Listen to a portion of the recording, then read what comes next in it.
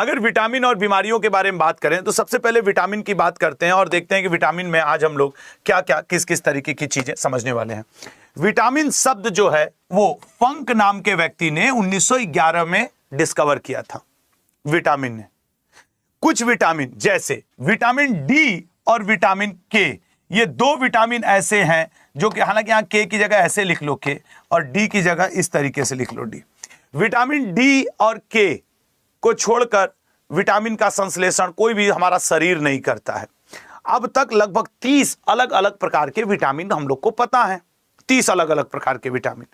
अब वसा में कुछ ऐसे विटामिन होते हैं जो फैट में सॉल्यूबल होते हैं, ए डी ई के,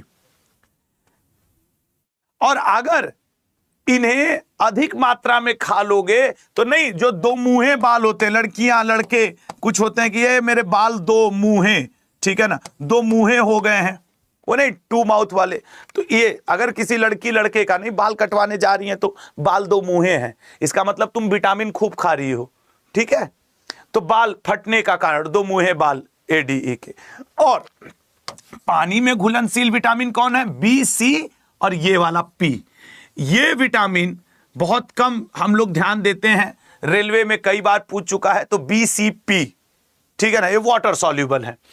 विटामिन ए, केमिकल नेम इसका रेटिनॉल होता है और इसकी खोज मैककॉलम और डेविस ने किया था, मैककॉलम और डेविस ने किया था, ठीक है ना। अगले पॉइंट पे आएंगे। ये रेटिना आंखों के लिए इसका मतलब बहुत ज्यादा उपयोग है। अगर इसकी कमी हो जाए तो निक्टालोपिया या रतौंधी नामक रोग हो जाता है, नाइट ब्लाइंडनेस, और जेरोफ्थेल्मिया नामक रोग भी होता है विटामिन ए की कमी से। लगभग आपके शरीर में रोज 2 मिलीग्राम विटामिन, ये रेलवे में पूछा है कितने मिलीग्राम चाहिए। विटामिन ए का स्रोत गाजर, मछली के जिगर का तेल, लिवर ऑयल, अंडे की जर्ती, घी, ये सब है। Vitamin B one, chemical name thiamine, chemical name thiamine, ठीक है ना, ये हमारे मेटाबॉलिक प्रोसेस के लिए, चयापचय प्रक्रिया के लिए जरूरी है। विटामिन बी1 की कमी से बेरी बेरी रोग होता है, ठीक है ना, और पॉलीन्यूराइट्स रोग भी होता है। अब देखो, आपको बेरी बेरी हर बार पता है, पॉलीन्यूराइट्स दे देता है तो आप नहीं कर पाते हो, मैं इसलिए इस सेशन को लाया हूं, पॉलीन्यूराइट्स। इसकी पीडीएफ मैं अपने टेलीग्राम ग्रुप पे और साथ ही साथ करंट अफेयर वाले में नीचे पिन करवा दूंगा। बी1 का जो स्रोत है वो जितनी भी दालें हैं, हरी पत्तियां हैं, गेहूं है, वो है। बी2 राइबोफ्लेविन, राइबोफ्लेविन, ठीक है ना, इसका केमिकल नेम ही पूछता है। गाय के दूध का रंग पीला होता है क्योंकि इसमें राइबोफ्लेविन, तो गाय के दूध का रंग पीला क्यों होता है? बी2 की उपस्थिति कारण। एक क्वेश्चन ये भी पूछ देगा। अगर गाय के दूध आप नहीं पी रहे हैं तो आपको कई तरीके की त्वचा में प्रॉब्लम, मुंह में छाले, इसीलिए देखो जब मुंह में छाला होता है तो गांव के लोग क्या कहते हैं, शहर के लोग, कि यार वो ठंडा दूध पी लो, ठंडा दूध 2-3 दिन पी लो, तुम्हारा काम सही हो जाएगा, मुंह का छाला सही हो जाएगा, ऐसा कहते हैं। मैं जानता हूं इस बात को, मतलब गांव दिया।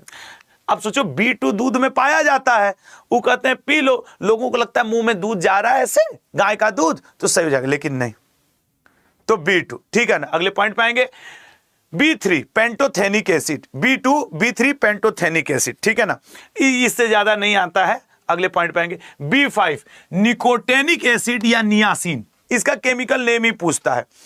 इसकी कमी से जो रोग होता है वो होता है पेलाग्रा, कई बार इसको पूछता है। पेलाग्रा को लल्ला हम लोग 4D सिंड्रोम भी कहते हैं,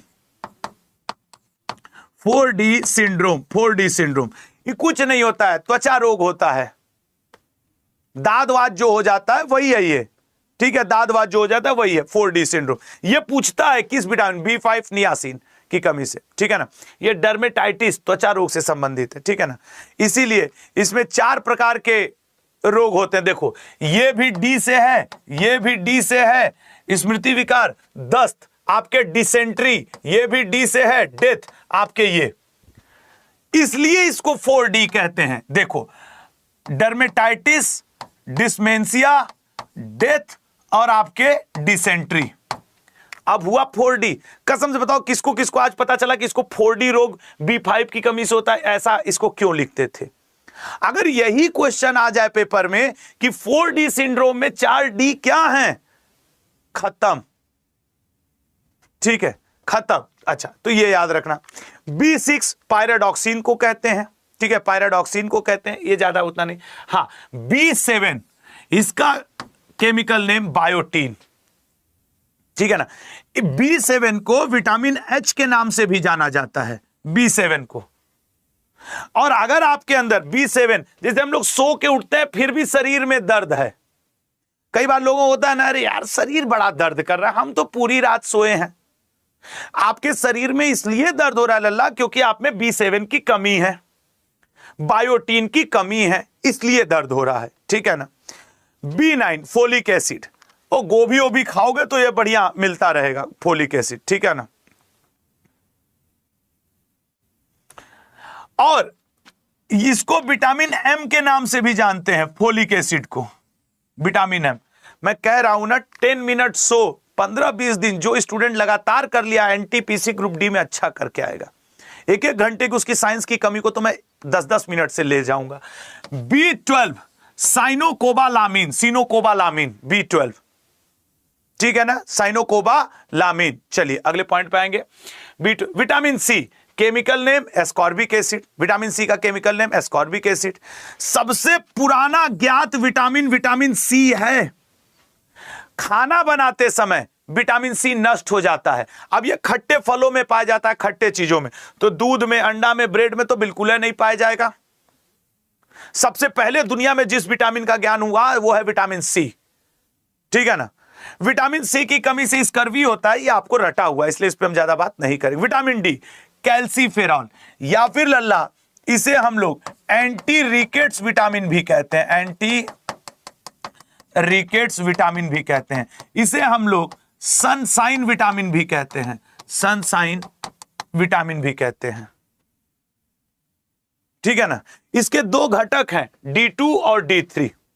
इसकी कमी से जो रोग होता है उसे हम लोग क्या कहते हैं, रिकेट्स।